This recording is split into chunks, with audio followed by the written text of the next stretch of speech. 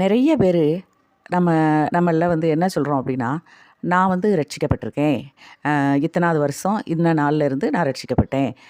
இப்போ இப்போ நீங்கள் ரட்சிக்கப்பட்டுட்டீங்களா? அவங்க ரட்சிக்கப்பட்டவங்க.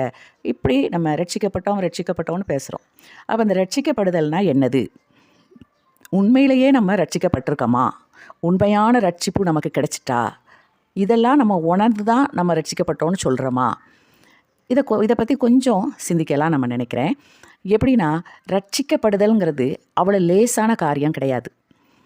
அதுக்கு நமக்கு தேவையானது 2 விஷயம். ஒன்று விசுவாசம், இன்னொன்று கடவுளுடைய கிருபை. நம்ம வாழ்க்கையில் எத்தனையோ துன்பங்களை நம்ம அனுபவிக்கிறோம்.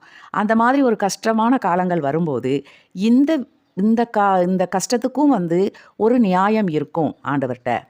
மகா ஆழமாக இருக்கும் நியாயங்கள் ஆண்டவர்கிட்ட உள்ளது. அப்போ அந்த ஆழமான நியாயம் நமக்கு நம்ம அறிவுக்கு எட்டாது.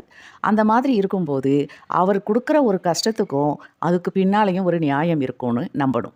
அதுக்காண்டி நம்ம அந்த துன்பத்துக்காண்டி நம்ம அழக்கூடாதா, புலம்பக்கூடாதா, அதெல்லாம் செஞ்சுக்கலாம். ஆனால் ஆண்டவரை பழி சொல்லக்கூடாது. இப்படிப்பட்ட விசுவாசம் நம்மகிட்ட இருக்குதா? இதை நாமளே என்ன செய்யணும்? சோதித்து அறியணும். இந்த விசுவாசம் மட்டும் இருந்தால் போதாது, கடவுளுடைய கிருபை இருக்கணும். எவ்வளோதான் நம்ம விசுவாசியாக இருந்தாலும் அவருடைய கிருபை இல்லாமல் நம்ம ரட்சிக்கப்பட முடியாது. அப்போ கடவுளுடைய கிருபையை நம்ம பெற்றுக்கொள்ளணும்னா நம்ம அதுக்கு என்னெல்லாம் செய்யணும்? ஒன்றும் இல்லை, ஆண்டவரோட கற்பனைகளை கை கொண்டு அவருக்கு விசுவாசமாக நடந்து நம்ம மனசாட்சி நம்மளை குற்றப்படுத்தாதபடி நம்ம வாழ்ந்தோன்னா அது கடவுளுடைய கிருபை நமக்கு தாராளமாக கிடைக்கும். எபேசியர் 2ஆம் அதிகாரம் 8ஆம் வசனம், கிருபையினாலே விசுவாசத்தை கொண்டு ரட்சிக்கப்பட்டீர்கள். இதில் என்ன வருது? கிருபையினால், அந்த கிருபை வேண்டும், விசுவாசத்தை கொண்டு, விசுவாசம் வேண்டும், ரட்சிக்கப்பட்டீர்கள். அப்போ இந்த 2ம் நம்மகிட்ட ஸ்ட்ராங்காக இருக்குதா அப்படிங்கிறத உணரணும்.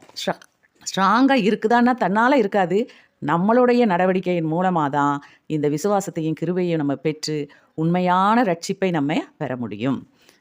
தேங்க்யூ.